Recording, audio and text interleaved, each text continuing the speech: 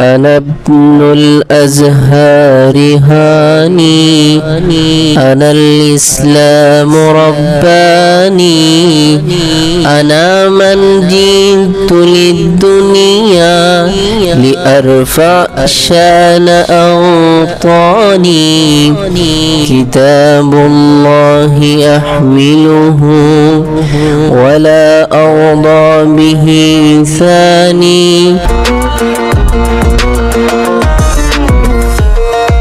আসসালামু আলাইকুম ওয়া রাহমাতুল্লাহি ওয়া বারাকাতুহু। সুপ্রিয় দর্শক শ্রোতা বন্ধুরা, দেশে প্রবাসে কাছে ও দূরে যে যেখান থেকে দেখছেন সকলকে জানাচ্ছি আরদুল আম্বিয়া তথা আল আজহার বিশ্ববিদ্যালয়ের কুল্লিয়ে উসুলুদ্দিন ফ্যাকাল্টির সম্মুখ থেকে সকলকে আন্তরিক মোবারকবাদ ও শুভেচ্ছা। দর্শক, আপনাদের দোয়া ও ভালোবাসা এবং আল্লাহ পাক রব্বুল আলামিনের অশেষ মেহেরবানিতে আজকে আমাদের কুল্লিয়ে উসুলুদ্দিন ফ্যাকাল্টির পরীক্ষা শেষ হয়েছে। দেখতে পাচ্ছেন চারিদিকে এক আনন্দমুখর পরিবেশ। درست العلم والأدب আসলে সকলেই দীর্ঘদিন এক বদ্ধ শিকল থেকে বেরিয়ে এখন মুক্ত বাতাসে নিঃশ্বাস নিচ্ছেন।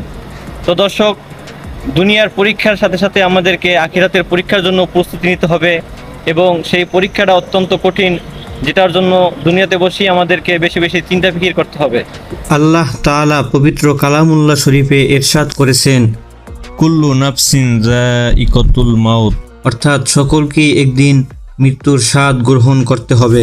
দুনিয়ার জীবনের যে কোনো সময় মহান রবের হুকুমে মৃত্যু আমাদের সামনে উপস্থিত হবে এবং মৃত্যু পরবর্তী যে আমাদের একটি পরীক্ষা রয়েছে তার জন্য এখনই আমাদের প্রস্তুতি গ্রহণ করতে হবে, কেননা মৃত্যুর পরে সেই পরীক্ষার জন্য প্রস্তুতি গ্রহণ করার আর কোনো সুযোগ থাকবে না। আল্লাহ তাআলা আমাকে এবং আপনাদের সকলকে সেই পরীক্ষার প্রস্তুতি গ্রহণ করার তৌফিক দান করুন। তো দর্শক, চলুন আজকে আপনাদেরকে জানাবো আল আজহার বিশ্ববিদ্যালয়ের পরীক্ষা পরবর্তী প্রিয় ছাত্র ভাইদের অনুভূতিগুলো।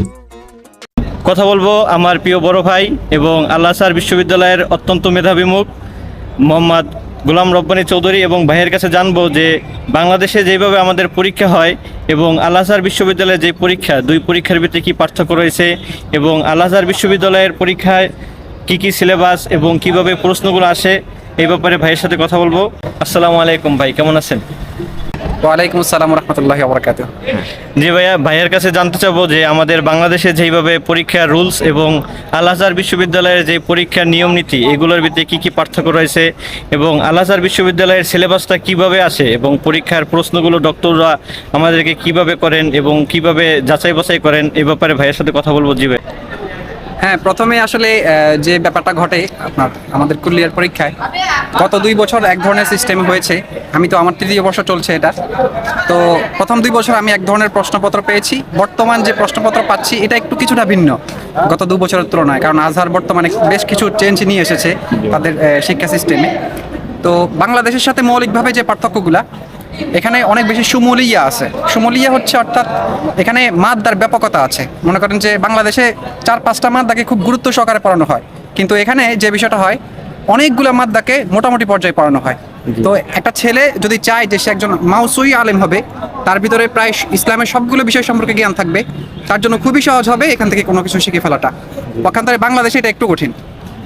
এটা একটা বিষয়। আর দ্বিতীয় যে পয়েন্টটা সেটা হচ্ছে প্রশ্নপত্রের কি পার্থক্য থাকে। গত 2 বছর আমি দেখে এসেছি প্রশ্নপত্রের ভিতরে মোটামুটি আপনি না চাইলেও আপনাকে পুরো কিতাব ওরা আপনার কাছ থেকে নিয়ে নিবে। পুরো কিতাবে কী আছে বা পুরো মোকাররার বা সিলেবাসে কী আছে এটা আপনার থেকে কোনো না কোনোভাবে নিয়ে নিবে। প্রশ্ন সহজ করে হোক, যেমন নৈবৃত্তিক থাকে, আমরা জানি যেটা, অর্থাৎ 3টা অপশন দেওয়া থাকে, একটা বাছাই করতে হয় বা 2টা বাছাই করতে হয়। কেন সেটা বাছাই করলাম এটার কারণ দেখাতে হয়, এরকম নিয়ম ছিল। কিন্তু এই বছর কিছুটা বাংলাদেশের মতো হয়ে গেছে। মানে হচ্ছে আপনার বেশ মানে মাকালি প্রশ্ন যেটাকে আমরা বলি, বেশ ভালো লিখতে হয়। এমসিকিউ অনেক কম ছিল। আমাদের বিশেষ করে 20 নম্বরের এমসিকিউ এবং ওই যে সহিহ খতা ইখতিয়ার এগুলো থাকে। বাকি 80 নাম্বারই এখন বর্তমানে আপনার মাকালি হয়ে গেছে আর কি। বর্তমানে আজকের যে পরীক্ষাটা 4টাই মাকালি ছিল। জি ঠিক আছে ভাইয়া, দোয়া করবেন ইনশাআল্লাহ। হ্যাঁ ঠিক আছে, শুকরিয়া। আসসালামু আলাইকুম রাহমাতুল্লাহ। আসসালামু আলাইকুম। সুপ্রিয় দর্শক শ্রোতা বন্ধুরা, এতক্ষণ শুনলেন প্রিয় গোলাম রব্বানী চৌধুরী ভাইয়ের মুখে আল আজহার বিশ্ববিদ্যালয়ের পরীক্ষার সিস্টেম এবং আল আজহার বিশ্ববিদ্যালয়ের সিলেবাসের মানহাজগুলো। আল আজহার বিশ্ববিদ্যালয়ের এলেমের নূর দিক বিদিগ্নে ছড়িয়ে পড়েছিল মূলত আল আজহার মসজিদের এই প্রাঙ্গণ থেকে। এখান থেকেই তৈরি হয়েছিল যুগ শ্রেষ্ঠ ফকি, মুফাসসির এবং মুহাদ্দিসিনদের। আল আজহার বিশ্ববিদ্যালয়ে প্রায় ৬২টির মতো ফ্যাকাল্টি রয়েছে। আপনারা যেই আধুনিক ভবনগুলো দেখতে পাচ্ছেন, এখানে মাত্র 3টি ফ্যাকাল্টি রয়েছে, যেটি আল আজহার মসজিদের পাশেই অবস্থিত। এখানে রয়েছে কুল্লিয়ায় উসুলউদ্দিন, কুল্লিয়ায় লুগা আরবিয়া এবং কুল্লিয়ায় শরিয়া ও কানুন। বাকি ফ্যাকাল্টির ভবন বিভিন্ন জায়গায় অবস্থিত রয়েছে। আল আজহার বিশ্ববিদ্যালয়ের ইতিহাস ও ঐতিহ্য নিয়ে আপনাদেরকে স্বতন্ত্র একটি ভিডিও বানিয়ে উপহার দেব ইনশাআল্লাহ। তো দর্শক, চলুন কথা বলবো আরও একজন বিদেশি শিক্ষার্থী ভাইয়ের সাথে এবং জানবো তার পরীক্ষা পরবর্তী অনুভূতিগুলো। দর্শক দেখতে পাচ্ছেন আমার পাশে রয়েছে আমার প্রিয় এক ভাই, ওনার বাড়ি হচ্ছে চাঁদ, নাইজেরিয়ার পাশেই ওনার বাড়ি। তো কথা বলবো প্রিয় সুলাইমান ভাইয়ের সাথে এবং জানবো তার মনের অনুভূতিগুলো। আসসালামু আলাইকুম ইয়া আখি আল কারীম। وعليكم السلام كيف ورحمة حالك؟ الله وبركاته يا شيخ تنوير. الحمد لله، كيف أنت؟ الحمد لله. الحمد لله. ما إحساسك بعد الامتحان؟ كلم في فيديو. الحمد لله. بسم الله الرحمن الرحيم. الإنسان حينما يكون في درجة الطلبة فهو يحتاج دائما إلى المذاكرة، ودائما المذاكرة تكون بعدها نتائج وثمار، ومن تلكم الثمار النجاح. وهذا النجاح نتمنى أن يكون نجاح في الدنيا وأخرى. في دار الدنيا يكون نجاح، وفي دار الآخرة يكون نجاح. والإنسان حينما ينتهي من المرحلة التعليمية فهو ما زال طالب، ما زال الإنسان يطلب العلم حتى يكون عالما. فإذا علم أنه علم كل شيء فجهل كل شيء. إذا شعوري بالآخر يوم بآخر يوم من أيام الامتحانات هو شعور عادي. يستطيع الإنسان أن يترك المذاكرة، ويستطيع الإنسان أن يقوي ذاكرته بالعلوم الشرعية. يعني فالامتحان ليس آخر مطاف. فالإنسان الطالب هو دائما في طلب العلم وفي قراءة العلم إلى أن يلقى الله، واعبد ربك حتى يأتيك اليقين إن شاء الله. وكل طالب يجب عليهم الاستعداد في امتحان الآخرة، صح؟ نعم، هذا هو المطلوب. امتحان مهم جدا في حياة الإنسان، في حياة المسلم. بالفعل أخي تنوير، أنت تكلمت في موضوع ونقطة حساسة جدا. يقول الله سبحانه وتعالى: وما هذه الحياة الدنيا في الآخرة إلا متاع، وما الحياة الدنيا إلا غرور، وكثير من الآيات. فإذا الإنسان في حياة الدنيا هو دائما بين الحياة والموت، فلا ندري بعد هذا الفيديو نموت أيوة. أم نمشي. إذا دائما نكون حريصين، ونكون دائما على أشد الحرص من الإخلاص في العمل. حتى كلامي هذا هل أنا أخلص فيه لرضا الله ووجه الله، أم أقول كلام ليراه الناس بدون إخلاص؟ إذا نطلب من نفسي ومن المشاهد الكريم أن يكون خالصا في كلامه وفي أقواله وفي أفعاله.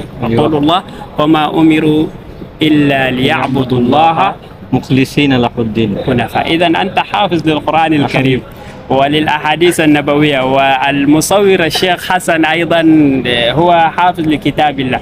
فما علينا الآن إلا أن نعمل بما نعلم. إذا العلم فائدته العمل.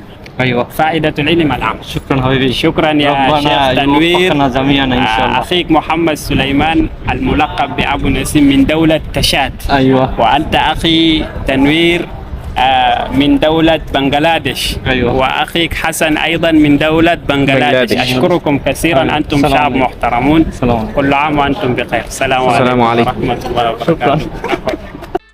প্রিয় সুলাইমান ভাই তার মনের অনুভূতি প্রকাশ করতে গিয়ে কিছু গুরুত্বপূর্ণ কথা বলেছেন, যেগুলো না বললেই নয়। ছাত্র জীবনে মুজাক্কারার কোনো বিকল্প নেই, আর দ্বীনি শিক্ষাটা যদি আল্লাহর সন্তুষ্টির জন্য হয়ে থাকে তাহলে দুনিয়াতে ও আখিরাতে এর ভালো ফলাফল পাওয়া যাবে। পরীক্ষা মানেই লেখাপড়া শেষ নয়, একটি মারহালা থেকে অন্য একটি মারহালায় উত্তীর্ণ হওয়া। এবং একটি বিখ্যাত কথা রয়েছে, অল্প বিদ্যা ভয়ঙ্কর। যে বেশি পড়াশোনা করে সে নিজেকে জাহেল মনে করে, তথা সে আরও বেশি শিখতে চায়। সত্যিকারের তালিবুল ইলেম হচ্ছে সে যে সর্বদা ইলেম অর্জনে নিজেকে ব্যস্ত রাখে। আর দুনিয়ার পরীক্ষার পাশাপাশি আমাদেরকে আখিরাতের পরীক্ষার জন্য গুরুত্ব দিতে হবে। কেননা আল্লাহ তাআলা পবিত্র কালামুল্লাহ শরীফে বলেছেন, অমাল হায়াতুদ দুনিয়া ইল্লা মাতাউল গুরুর। আর দুনিয়ার জীবনটা তো ধোকার সামগ্রী ছাড়া আর কিছুই নয়। তাই প্রকৃত মুমিনের কর্তব্য হলো দুনিয়ার পরীক্ষার পাশাপাশি তাকে আখিরাতের পরীক্ষার জন্য প্রস্তুতি নেওয়া এবং ইখলাসের সহিত জীবনযাপন করা। কেননা শুধু ইলেম অর্জন করলেই হবে না, পাশাপাশি আমলও করতে হবে। আমলবিহীন ইলেমের কোনো মূল্য নেই। দর্শক, দুনিয়ার পরীক্ষায় উত্তীর্ণ হওয়ার পাশাপাশি আমরা যেন আখিরাতের পরীক্ষায়ও উত্তীর্ণ হয়ে মহান রবের সন্তুষ্টি অর্জন করতে পারি। আল্লাহ তাআলা আমাদের সকলকে সেই তৌফিক দান করুন, আমিন। আজকের মতো এখানেই বিদায় নিচ্ছি। কথা হবে পরবর্তীতে নতুন কোনো ভিডিওতে, নতুন কোনো স্থানে। সেই পর্যন্ত সকলেই সুস্থ থাকুন, ভালো থাকুন, মা আসসালাম।